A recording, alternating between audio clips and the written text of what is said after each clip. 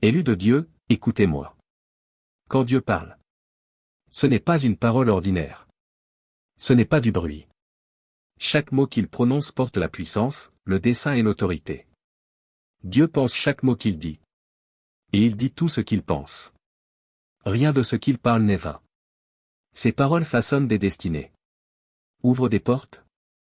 Et apportent le jugement quand elles sont ignorées. Aujourd'hui, Dieu te parle. Ce n'est pas un message pour les foules. Ni pour les tièdes. Ni pour ceux qui prennent la voix de Dieu à la légère. Ce message est pour les élus. Pour ceux qui croient. Pour ceux qui savent que Dieu est réel. Et pour ceux qui comprennent qu'il parle d'une manière qui dépasse l'entendement humain. Peut-être que tu as vécu en dessous de ton véritable potentiel. Peut-être que tu marches dans la vie comme si tu n'étais qu'une personne ordinaire. Sans autorité, sans puissance. Comme si tu n'avais aucun droit de régner. Mais que se passerait-il si je te disais que la puissance que tu attends est déjà en toi? Tu n'as jamais été destiné à vivre faible, impuissant ou effrayé. Tu as été créé pour marcher dans la domination. Tu as été conçu pour écraser les serpents et les scorpions. Pour chasser les démons, briser les chaînes, changer l'atmosphère. Mais quelque part en chemin, l'ennemi t'a convaincu que tu n'avais aucun pouvoir. Mais Dieu te dit aujourd'hui.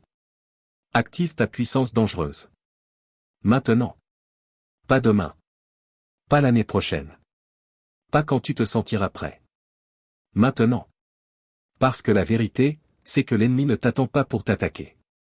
Il ne te laisse pas le temps de te préparer. Il ne va pas attendre que tu comprennes ta puissance. Il a déjà déclaré la guerre contre toi. La seule vraie question, c'est: est-ce que tu vas te battre? Il est temps de te réveiller. Il est temps de te lever. Il est temps d'activer ce que Dieu a mis en toi. Beaucoup de croyants sont assis sur le champ de bataille. Attendant que Dieu les sauve. Attendant que la puissance tombe du ciel.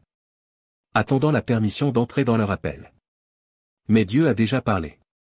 Tu as l'autorité. Tu as la puissance. Tu as l'onction. La vraie question, c'est: l'as-tu activé? Laisse-moi te l'expliquer étape par étape. À la fin de ce message, ton esprit sera en feu. Ton intelligence éveillée. Et tu sauras avec certitude que tu n'as jamais été créé pour vivre dans la peur. Mais pour être dangereux pour le royaume des ténèbres. Et aujourd'hui est le jour où tu reprends ton pouvoir. Vous n'êtes pas que des soutiens, vous êtes des partenaires dans cet appel. Merci du fond du cœur. Si ce message parle à ton cœur. S'il éveille quelque chose dans ton âme. Déclare-le en commentant. Merci Jésus. Ce n'est pas juste un mot, c'est une déclaration spirituelle. C'est ta manière de dire: je t'entends, Seigneur. Je suis choisi. Et je suis prêt pour ton plan. Plongeons maintenant au cœur du message. Qu'est-ce que la puissance? Le monde te dit que la puissance se trouve dans l'argent, les relations, la force physique. Il te dit qu'elle appartient aux riches, aux rois, aux politiques, aux influents. Mais la Bible enseigne une autre vérité. La vraie puissance est spirituelle. C'est la puissance qui déplace les montagnes, guérit les malades, commande aux anges, secoue les nations. Et cette puissance ne vient pas de ce monde. Elle est donnée par Dieu. Jésus l'a clairement dit à ses disciples, dans Luc 10 verset 19. Voici, je vous ai donné le pouvoir de marcher sur les serpents et les scorpions. Et sur toute la puissance de l'ennemi, et rien ne pourra vous nuire. Décomposons ce verset. Je vous ai donné le pouvoir. Ce pouvoir n'est pas naturel, il est divin. Il ne vient pas de ton intelligence, ni de ton mérite. Il t'a été donné par Dieu. Pour marcher sur les serpents et les scorpions. Tu as l'autorité sur chaque force démoniaque. Chaque attaque. Chaque obstacle. Sur toute la puissance de l'ennemi. Pas une partie. Pas la moitié. Toute. Il n'y a rien que le diable puisse te lancer que tu n'as pas la puissance de vaincre. Et rien ne pourra vous nuire. Quand tu marches dans cette autorité, tu deviens intouchable. L'ennemi peut t'attaquer, mais il ne peut pas te détruire.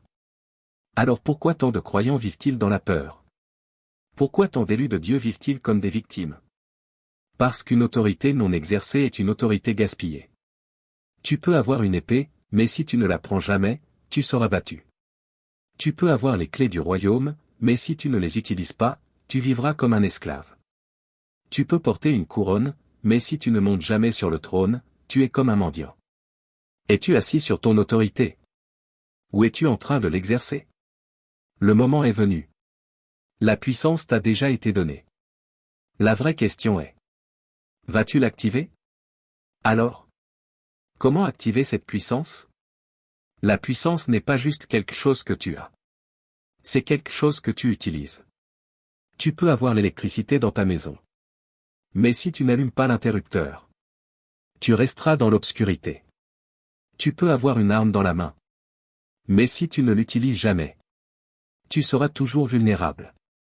Regardons Ephésiens 3 verset 20. Or, à celui qui peut faire infiniment au-delà de tout ce que nous demandons ou pensons, selon la puissance qui agit en nous. Retiens bien. Selon la puissance qui agit en nous. Cela signifie que Dieu agit en fonction de la puissance que tu as activée en toi. Si tu ne l'actives pas, tu ne verras aucun résultat. Tu peux prier pour des miracles. Espérer des percées. Déclarer des bénédictions. Mais si la puissance en toi n'est pas active, rien ne changera. Étape 1, la foi. La puissance est déclenchée quand tu crois. Si tu ne crois pas que tu as de la puissance, tu ne l'utiliseras jamais. Et c'est la première attaque de l'ennemi. Ton esprit. Il veut te faire douter. Te faire croire que tu es faible, sans force, ordinaire. Mais Jésus a dit dans Marc 16 verset 17. Voici les signes qui accompagneront ceux qui croient. Pas ceux qui voient. Pas ceux qui attendent. Ceux qui croient. Étape 2, la prière. La prière est l'arme de guerre du croyant. C'est là où le pouvoir est libéré. Où les cieux sont ouverts. Et où les plans de Dieu sont activés. Tu ne peux pas vivre dans la puissance sans vie de prière réelle. Pas des prières faibles, tièdes, mécaniques. Mais des prières ferventes, pleines de foi et de feu. Dans Jacques 5 verset 16, il est écrit: la prière fervente du juste a une grande efficacité. C'est dans la prière que tu reçois les stratégies divines. C'est dans la prière que tu chasses les ténèbres. Que tu renverses les forteresses. Que tu prends autorité sur ce que l'ennemi t'a volé. Étape 3, la parole de Dieu. La puissance de Dieu se manifeste à travers sa parole. Jésus lui-même, quand il a été tenté par le diable dans le désert, a répondu 3 fois. Il est écrit: la parole de Dieu est une épée. Et si tu ne la connais pas, tu combats désarmé. Dans Éphésiens 6 verset 17, Paul appelle la parole l'épée de l'esprit. L'arme offensive qui te permet de résister, de percer, de vaincre. La parole n'est pas simplement à lire.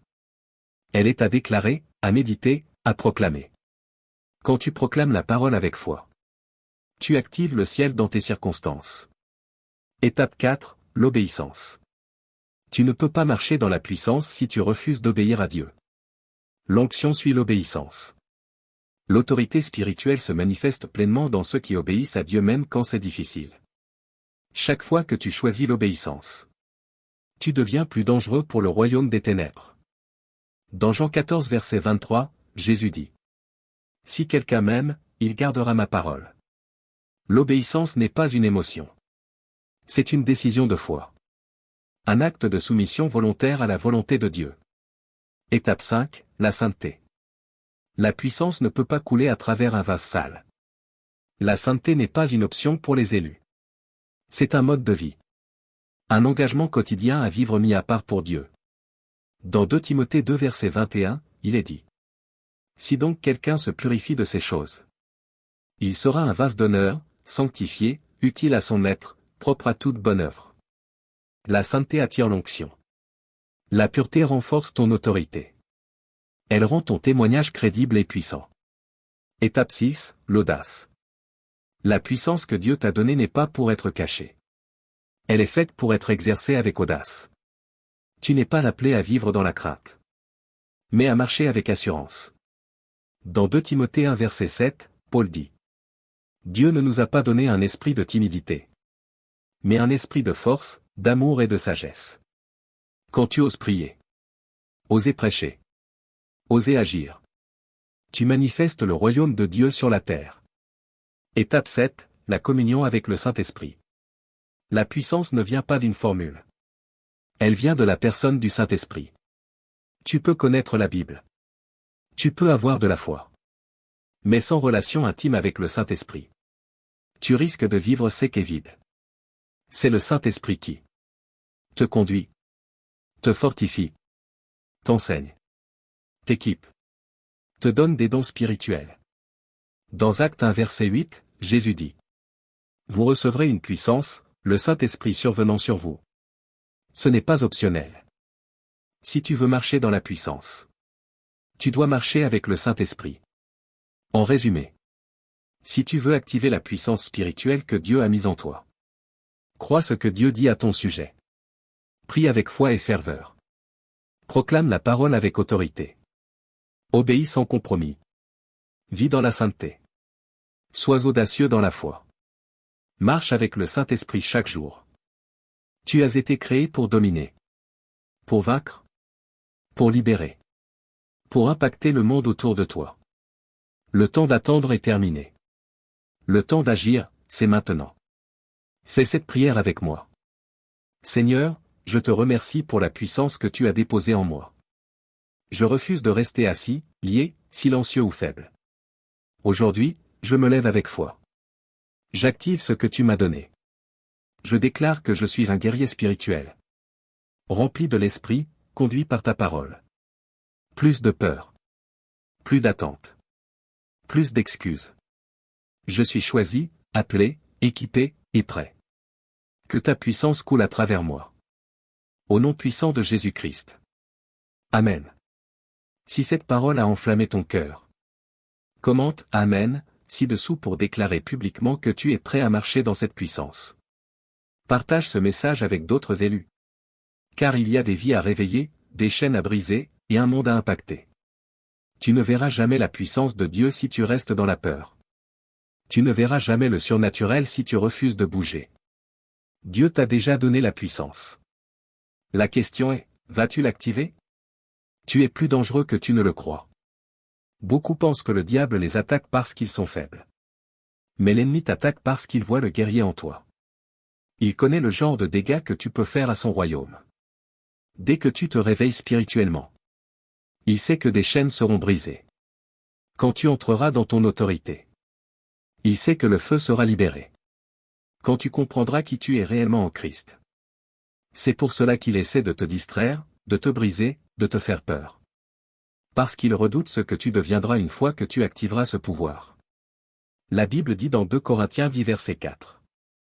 Les armes avec lesquelles nous combattons ne sont pas charnelles. Mais elles sont puissantes, par la vertu de Dieu, pour renverser les forteresses.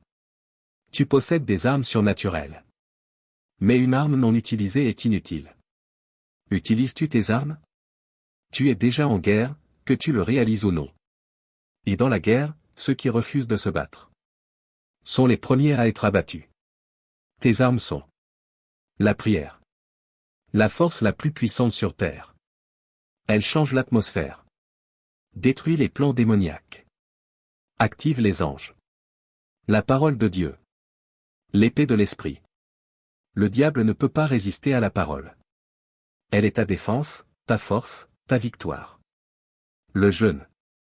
Il affaiblit la chair et renforce ton esprit. Il aiguise ton discernement. Et brise les forteresses. Un soldat qui refuse de combattre est déjà vaincu. Le diable te combat autant parce qu'il a peur de ce que tu deviendras. Si tu entres pleinement dans ton autorité, il redoute l'onction en toi. Il tremble devant ton potentiel. C'est le moment de te lever. Ne le laisse pas t'arrêter. Prends tes armes. Tiens bon. Et combat. La peur est le dernier obstacle entre toi et ta puissance. La peur est une chaîne invisible qui retient beaucoup. C'est le mur qui se dresse entre toi et ton appel. Mais la Bible dit dans 2 Timothée 1 verset 7. Car Dieu ne nous a pas donné un esprit de peur, mais un esprit de puissance, d'amour et de sagesse. La peur n'est pas de Dieu. C'est un mensonge, une prison, un esprit paralysant.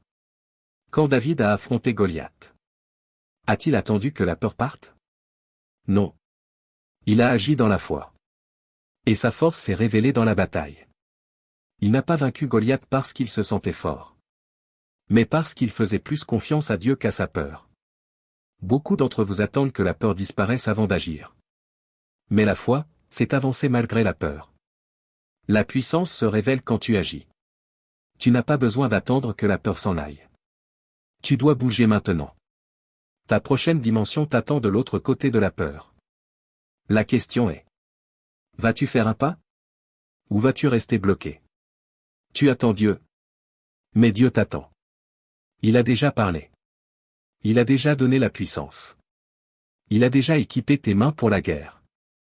Alors, qu'attends-tu? Le moment d'agir, c'est maintenant. Le moment de te lever, c'est maintenant. Le moment d'activer ta puissance, c'est maintenant. Prions ensemble cette prière de foi. Père céleste, tout-puissant. L'ancien des jours. L'inébranlable, l'inarrêtable. Celui qui appelle les choses qui ne sont pas comme si elles étaient. Je viens devant toi aujourd'hui en tant que serviteur. Me tenant à la brèche pour chaque élu qui entend ma voix. Seigneur, tu les as choisis pour un temps comme celui-ci. Tu les as mis à part dès le ventre de leur mère. Tu les as destinés à la grandeur. Et pourtant, beaucoup vivent en dessous de leur mandat divin. Mais aujourd'hui, Seigneur, j'appelle à un réveil. Je déclare que chaque géant endormi va se lever. Que chaque onction dormante sera réveillée. Que le feu du réveil va tomber. Ô Dieu, secoue-les de leur torpeur. Que les chaînes soient brisées. Que l'aveuglement spirituel soit ôté. Que les excuses soient détruites. Et que la peur soit déracinée. Seigneur, je crie pour une nouvelle effusion de puissance. Que le feu du Saint-Esprit descende maintenant. Qu'il consume chaque peur. Chaque doute. Chaque insécurité. Chaque faiblesse. Plus d'hésitation. Plus de timidité. Plus de retard. La même puissance qui a ressuscité Jésus d'entre les morts. Habite en eux. Active-la maintenant, Seigneur. Je rejette tout esprit de faiblesse. Je prends autorité sur chaque mensonge qui leur a dit. Tu n'es pas assez. Tu es trop petit. Tu es indigne. Ce sont des mensonges de l'enfer. Et aujourd'hui, nous les réduisons au silence par le sang de Jésus. Je déclare et je décrète. Ils ne sont pas ordinaires. Ils sont appelés. Ils sont choisis. Ils sont oints et mandatés pour ce temps. Révélation surnaturelle de leur véritable identité, qu'ils ne se voient plus comme des sauterelles alors que tu as fait d'eux des géants. Qu'ils ne pensent plus comme des esclaves alors que tu les as fait rois. Qu'ils ne vivent plus comme des victimes alors que tu les as déclarés vainqueurs. Je déclare que la foi s'élève en eux maintenant, la foi qui déplace les montagnes, allume-la. La foi qui ferme la gueule des lions, libère-la. La foi qui brise les chaînes, la foi qui commande aux tempêtes, la foi qui change les atmosphères, déchaîne-la, Père. Aiguise leurs âmes spirituelles. Que leur vie de prière s'enflamme. Que leur soif de ta parole s'intensifie.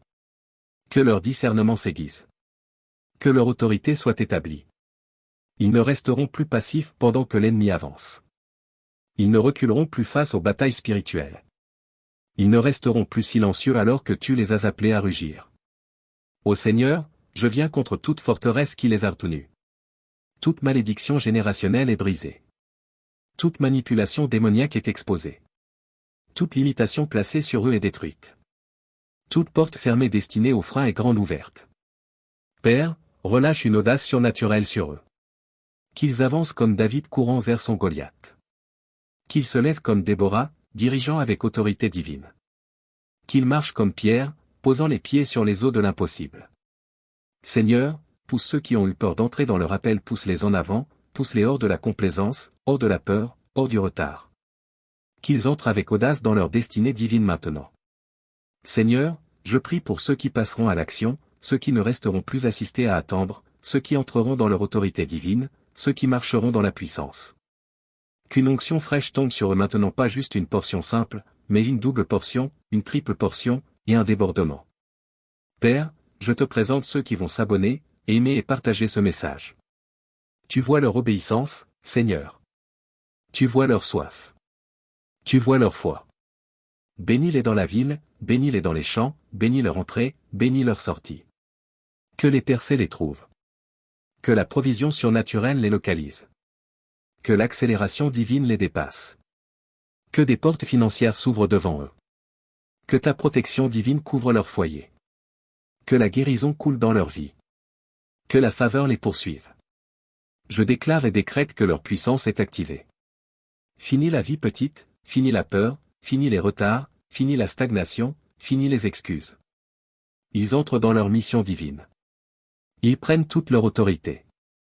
Ils marchent dans la puissance surnaturelle, et rien ne pourra les arrêter, au nom puissant, inarrêtable, inébranlable de Jésus-Christ. C'est fait. Amen, amen, amen.